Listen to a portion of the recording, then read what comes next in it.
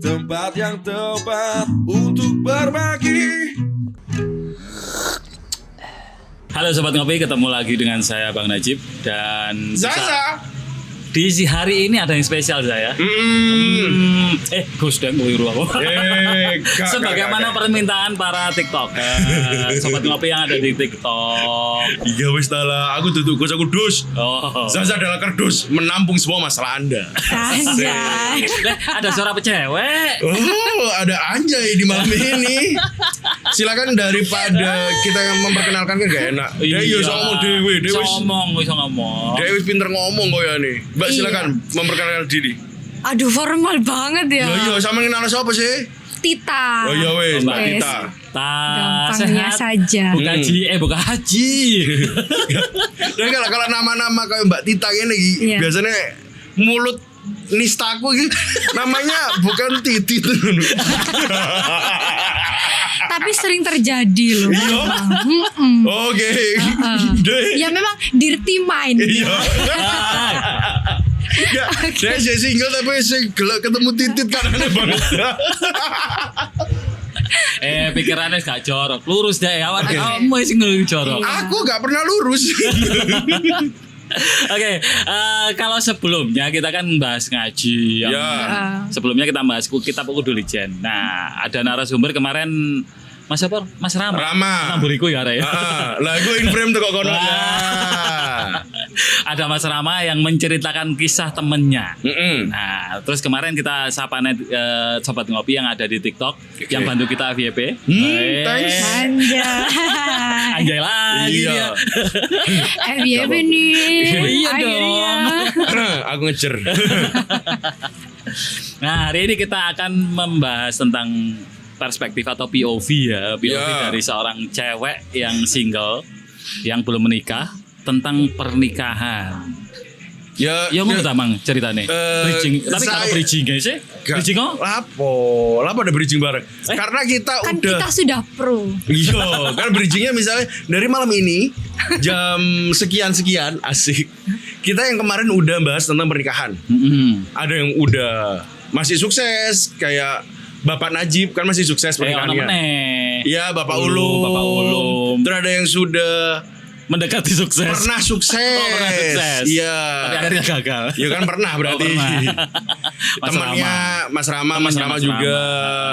Terus sekarang kita mau ngambil POV dari ceweknya. Karena kemarin kan untuk beberapa orang ngomong kitab ini patriarki banget. Betul. Dan saya pengen tahu, kita berdua pengen tahu gimana sih menurut Mbak Tita cowok yang pas atau Mbak harapkan atau menurut Mbak itu cocok jadi suami itu harus punya standar apa sih? Oke. Atau sebelum itu menurut Mbak pernikahan itu apa? Oh. Itu dulu kan. Kalau misalnya terlalu langsung mumpung dorong nikah, Ya. ditakoni pernikahan itu apa? Ya, biar tahu. Dan pas kate nikah kok Gak ero. bimbingan gak ero. Nikah iku piye? loh, Waduh. bukannya tentang gawe keturunan lah. Simpelnya kayak gitu ya, dirty mind lagi.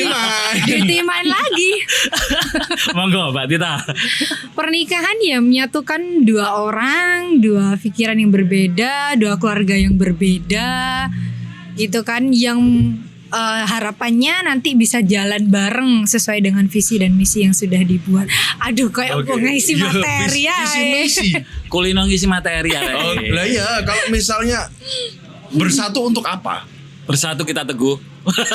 Bercerai. Berpisah. Berpisah pengen nikah lagi. Iya, Ya, maksudnya untuk apa bersatunya? Kalau udah bersatu aja gandengan, ya terus ngapain? Iya, untuk Nyebrang menciptakan aja ada keluarga tujuan yang gitu. baru, Keluarga yang membangun baru. keluarga, Then, membangun rumah tangga. untuk bahagia. Ya tujuannya memang tujuan awalnya itu. Cuman apa? dalam rumah tangga kan pasti ada lika-likunya, dramanya gitu kan. Yang memang awalnya oke, aku udah susah sekali nih hidupku. Aku pengen menikah biar bebanku keangkat. Nyatanya nggak kayak gitu pernikahan itu. POV cewek yang sesungguhnya. Gitu. Aku kalau Aku pengen menikah karena aku sudah lelah sendiri. Aku banyak.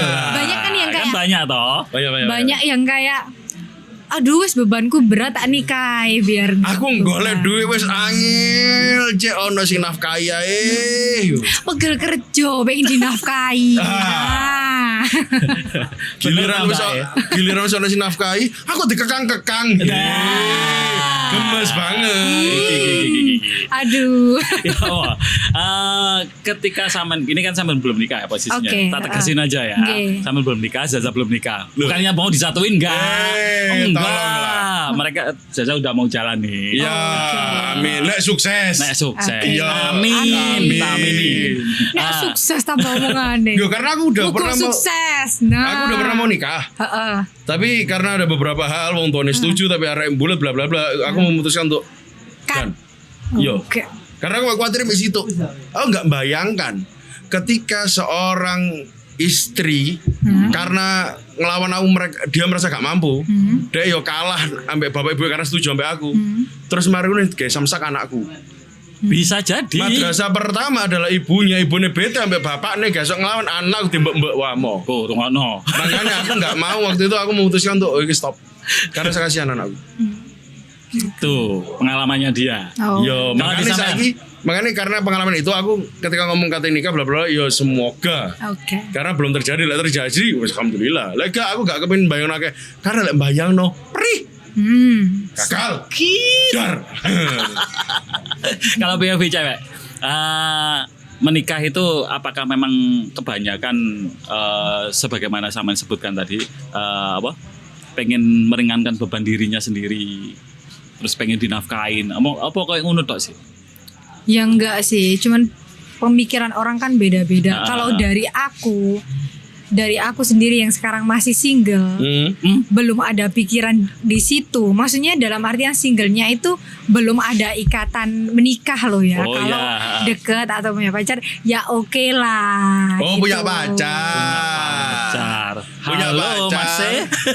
Kau gak pengen cepet-cepet? Atau masnya Iya. yang gak pengen cepet-cepet? Atau mbaknya? Ada Sama kontrak aja sih. dia. Oh. Sampai bulan apa nggak boleh nikah?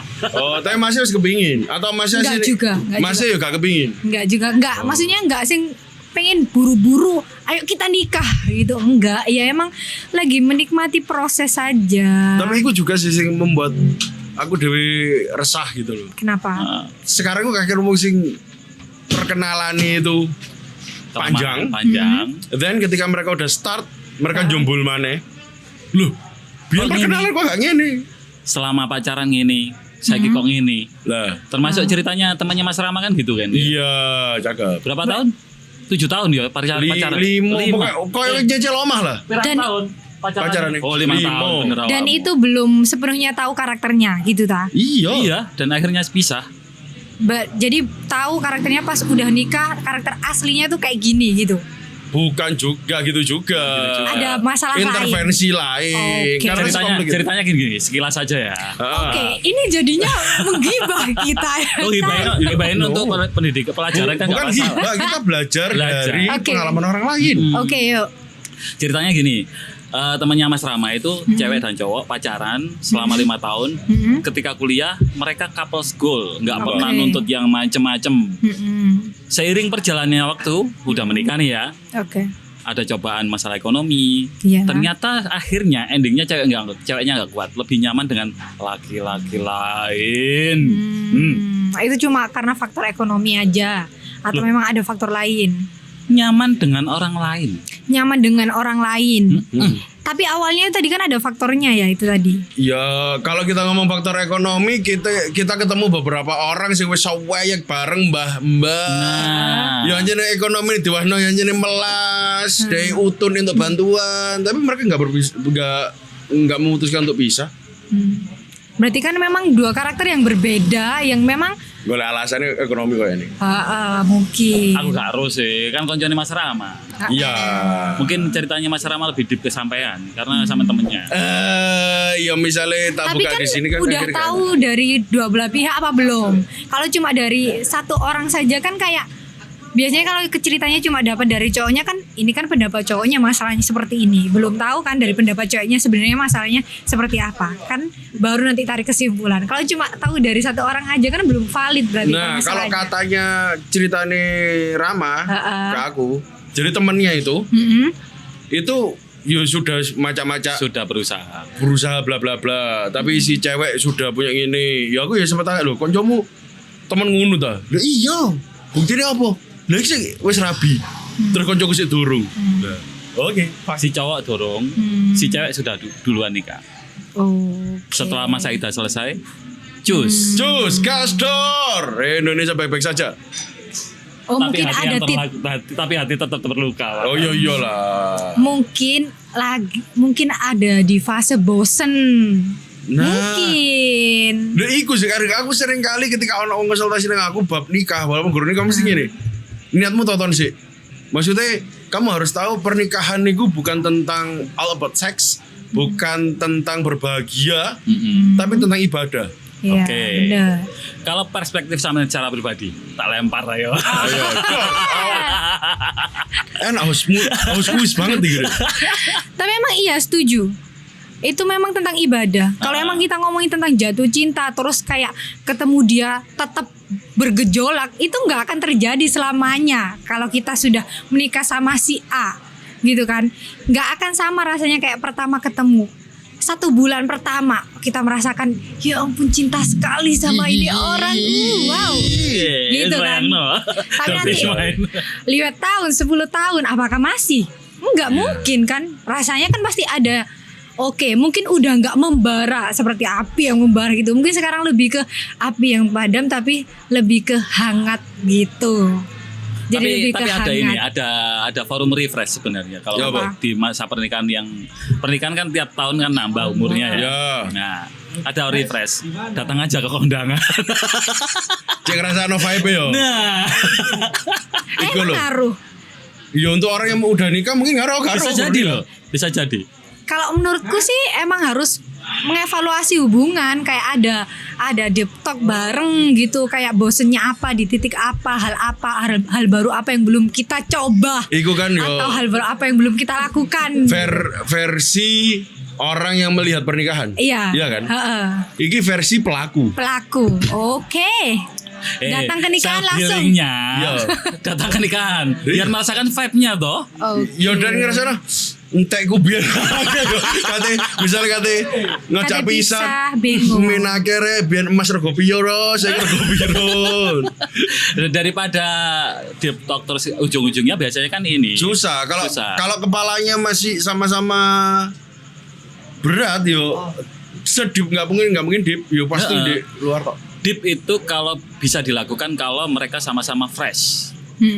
Nggak ada beban apapun, nggak ada beban kerjaan, nggak ada anaknya nggak ngisruh dan lain-lainnya. Tapi kalau kondisinya pengen paling cepet ya itu tadi kayak refreshnya datang aja ke nikahan orang, tapi bersama yo. Oke. Atau mungkin memang biasanya kalau kayak gitu kan ada kepenatan buat ngurus oma, kayak mungkin. tanggung jawab dan lain-lain. Bisa jadi. Mungkin memang sesekali lah dikasih waktu untuk me time atau merasakan sehari melajang. Pacaran mana? Ya, Anak-anak enggak titip no. Iya. Nggak maksudnya melajang itu si cewek keluar sendiri, si cowok Bisa jalan kayak sendiri gitu me atau- time atau dengan kumpul sama teman-temannya, merasa bahwa oh aku masih single lagi nih dengan hangout sama teman-teman aku, atau sama pacarnya sendiri tanpa bawa anak, berasa kayak kayak awal-awal pacaran dulu kayak gitu kan bisa sih. Bisa jadi. Inovasi yang kayak gitu ya? Iya, bisa jadi. Ini masukan loh untuk teman-teman yang jarang healing, jarang jalan-jalan bareng sama pasangan. ya Salah satu solusinya itu. Tapi emang Tapi perlu. ini versi orang yang belum nikah. versi orang yang belum Oke, nikah. Karena versi gimana pun belum nikah. kayak aku sendiri ngebantuin orang, dia bantuin mereka untuk beresin traumanya, bantu dia untuk rilis traumanya. Itu dulu ngomongku enak. Lek saiki ketika ada orang curhat lebih tak tahan karena apa? Ketika aku rilis sendiri trauma aku, rasanya Sakit ya. gemes. Kayak kalau aku sok ngistilahno sampean Iya. diantemi wong 4 wong 5 meneng tok gak iso bales. Dan gini kata skip gak iso. Kan ada orang kadang merasakan sakit, tak semaput apa iku gak iso, tetep ngrasakno. Dan kayak dirasani wong 4 nang arep moto sing sepuh-sepuh kabeh ngrasani kene. Kok dituturi. Tega sama bales. Ngono iku lho rasane. Kalau ini ala sampean ini ya. Tadi kalau di kitab Kudu Legend kan posisi umumnya orang bermindset patriarki ya. Kalau menurut sampean posisi perempuan dalam pernikahan itu sebagai apa sih? Harusnya kayak gimana sih? Harusnya kayak gimana cewek? Aku lebih ke partner ya, bukan yang si suami yang harus didewakan, terus istrinya harus yang nurut. Si suami bilang harus aku, enggak yang kayak gitu. Aku bukan yang orang prinsip itu. Aku yang prinsip bahwa kita partner, kita harus berbagi dalam banyak hal. Contoh nih, dia kerja. Oke, seandainya aku nggak kerja, aku bersih rumah dan ngurus anak, oke. Tapi kalau aku juga kerja, berarti dia juga harus ngurus anak juga, harus bersih-bersih rumah juga. Gitu, imbang. Kita partner membangun rumah tangga ini, kita partner nyari uang buat kehidupan ini, kita partner dalam mendidik anak. Jadi yang namanya mendidik anak itu bukan cuma tanggung jawab yang perempuan, tapi juga yang laki-laki. Memenuhi kebutuhan ekonomi juga bukan benar-benar sepenuhnya tanggung jawab yang laki-laki, tapi juga yang perempuan. Gitu. Emang aku tim yang saling support. Gitu. Kalau ada masalah, ya aku bukan tim yang suami bilang udah harus nurut contoh, kamu udah jangan ikut ini lagi. Contoh ya.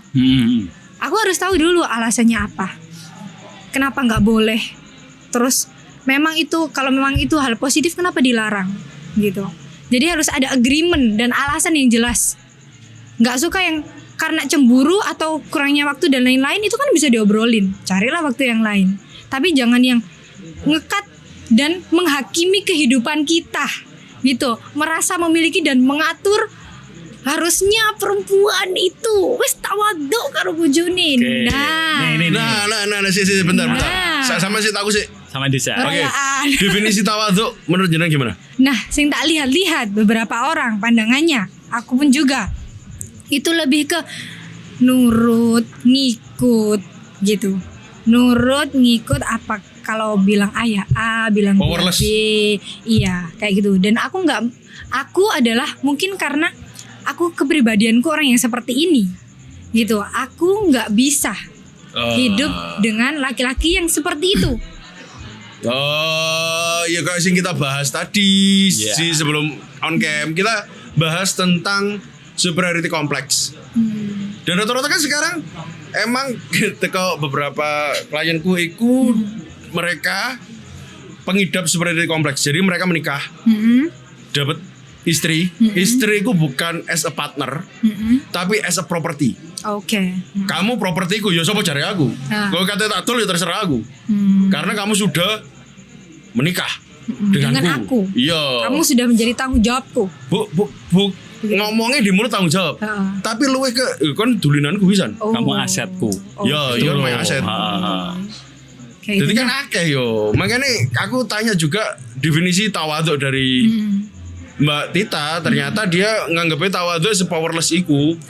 Padahal kalau aku ketemu beberapa orang tawadhu iku, dia tawadhu. Dia menghormati. Iya. Tawadhu kan penghormatan. Punya power masih. Misalnya ketika ada keputusan A, oke, aku menghormati itu. Dia akan menjalankan bukan karena dia merasa powerless, tapi dia akan menjalankan karena dia menghormati itu. Oke. Nih, what is your opinion? Yuk, bisa ya. Tentang dalil ar-rijalu qawwamuna 'alan nisa. Ini dalil ini untuk siapa sih sebenarnya? Aduh, kalau ngomongin ini kan dalil ya. Kedudukan laki-laki itu ar-rijalu qawwamuna 'alan nisa. Ini kalau saya menerjemahkan secara bebas, laki-laki itu lebih unggul secara power daripada perempuan. Nih, what is your opinion about it? Oke. Kalau ngomongin tentang kayak gitu, kalau memang tentang dalil enggak. Dalil itu ya. Dalil itu untuk siapa sih sebenarnya? Kalau kayak gitu ya, saya mohon maaf ya. Saya kurang tahu ya tentang itu. Cuman kalau menurut saya, kenapa disebut seperti itu? Karena memang kalau di psikologi atau apa, kan kita tahu bahwa kondisi otaknya perempuan sama laki-laki kan berbeda. Gitu, pola pikirnya juga berbeda, karakternya juga berbeda. Perempuan itu lebih multitasking, laki-laki itu lebih yang fokus dengan A B C D gitu kan, bisa fokus. Perempuan itu enggak, yang ini ngurus ini bisa, tapi sebenarnya nyapu. Nah, kayak gitu kan. Otomatis kan pikirannya berbeda, pola pikirnya, analisisnya juga berbeda. Makanya, tapi memang laki-laki kan terbentuk sebagai seorang pemimpin. Itu memang. Tapi ada beberapa perempuan juga yang memiliki karakter itu. Lebih power dari laki-laki. Iya, punya power yang sama. Seorang pemimpin seperti laki-laki, nah dominan. Alpha women. Dominan. Alpha women. Dan aku juga ketemu beberapa kali kayak gini, alpha women. Kenapa kamu jadi alpha women? Ya isok karena trauma juga dia bisa. Ada beberapa anak keluarga yang pendidikannya kuat. Iya. Circle-nya dia itu leader KB. Terus dia terakhir sebagai perempuan di situ. Sing akhirnya membentuk vibe karakternya. Itu kebawa ketika dia keluar. Oke. Orang misalnya lanang blak-bluk ya dipelindes biasa. Iya. Kan lanang blak-bluk. Gitu. Tapi kalau di diskusi sebelumnya atau di podcast sebelumnya kita bahas kan waktu itu cowok semua ya. Yang bacain dalil itu juga cowok, yang review cowok. Kalau dari sudut pandang kita bertiga waktu itu, ya pada cowok ya. Nah, ini yang belum dijawab pandangan jenengan tadi loh. Atas dalil itu kan nggak mungkin dalil itu salah. Iya. Kan dalil. Iya. Tapi kalau pandangan jenengan itu kurang pasti ya opo atau dalilnya bener kelakuannya wong sing keliru. Kalau menurutku emang dalilnya emang bener. Aku mengakui bahwa memang laki-laki itu adalah seorang pemimpin. Mereka adalah pemimpin yang baik. Gitu. Saya percaya itu, sangat percaya. Saya juga mempercayai sebuah pernikahan makanya, ya kan? Ya kan? Kalau saya walaupun belum terrealisasi. Meskipun kita tahu beberapa karakter orang berbeda dan lain-lain, tapi saya mempercayai bahwa memang mempercayai sebuah pernikahan dan di situ pemimpinnya adalah seorang laki-laki. Saya percaya itu. Dalam sebuah pernikahan, laki-laki adalah pemimpin. Iya. Kalau yang memahami itu dalil itu dalil adalah perempuan yang seperti sampean itu adalah pas. Aku sing belum pas di otakku satu. Kenapa? Definisi pemimpin menurut jenengan itu pemimpin itu dunia apa sih? Ya pemimpin adalah orang enggak dong. Pemimpin kalau dalam rumah tangga, dalam menikah yang bisa memimpin nahkoda lah. Kalau di dalam kapal itu kan kalau nahkodanya maut gak karuan kan yang dibawain kan juga akhirnya maut. Makanya kan tergantung pemimpinnya. Kalau memang orangnya wise, bijak, diajak ngobrol enak, diajak diskusi enak, diajak ngambil keputusan enak, ya bakal rumah tangga ini akan berjalan dengan baik semestinya. Tapi kalau udah seenaknya, otomatis kan nggak jadi yang seperti diimpi-impikan gitu.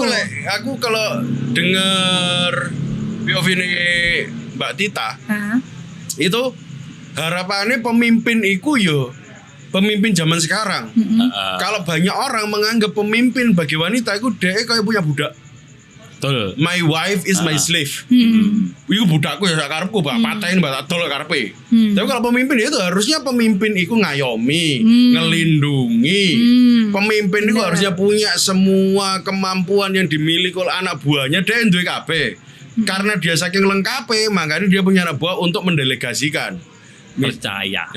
Misalnya nasi tukang pel kurang bersingin dulu ngepel kek jangan kayak contoh. Dan ini kelebihan seorang pemimpin yang harus dimiliki adalah berani mendengar. Iya sih. Sebenarnya hal itu kalau ngomongin mendengar ya, memang harus dimiliki. Kalau antara laki-laki sama perempuan. Tidak hanya antara laki-laki dan perempuan. Kalau di dalam hubungan kerja ada bos. Bos ada yang semena-mena nggak sih? Ya banyak kan. Iya banyak. Hal seperti itu yang kemampuan mendengar ini nggak banyak dimiliki orang. Ternyata akhirnya kan konflik. Ada awal mula konflik dari situ. Makanya merasa nggak dihargai. Apalagi perempuan kan apa-apa main perasaan gitu kan, merasa nggak dimengerti, kok seenaknya sendiri. Akhirnya timbul omongan yang kayak gitu, pemikiran lah di pemikiran perempuan itu akhirnya makin sulit hanya karena itu tadi hal simpel yang memang tidak dimengerti laki-laki. Dan ketahuan pikir. Oh. Buat saya gak kedawan pikir sih. Karena mungkin banyak wanita itu yang ya itu kedorong sama traumanya. Misalnya makanya itu salah satu trauma yang ditimbulkan ketika anak kecil melakukan kesalahan, dikoreksi sama orang tuanya, setelah itu sampai orang tuanya dikapokno. Nah itu inner child kan, inner child. Ayo, yo pengen iki. Akhirnya gedene deh. Kalau mau ngambil keputusan ngambil apa dia pasti ragu. Dan Benar. akhirnya overthinking. Dan sering terjadi pada anak-anak perempuan. Engkau dang. Sama halnya kayak milih baju. Kalau kecil, semasa kecil kan kita ada opsi A, B baju. Kita sebagai anak sukanya A, tapi orang tua sukanya B. Karena orang tua gengsi sama orang-orang karena baju B lebih bagus, dipaksa pakai baju B. Itu kan menurut saya juga salah. Kalau dari situ kan akhirnya membuat si anak perempuan ini tidak percaya dengan keputusannya sendiri, kurang percaya dengan dirinya. Dari hal-hal simpel kayak gitu saja tidak dihargai kemauannya. Obrolan asik di warung kopi, tak pandang pangkat atau profesi. Obrolan asik menginspirasi, tempat yang tepat untuk berbagi.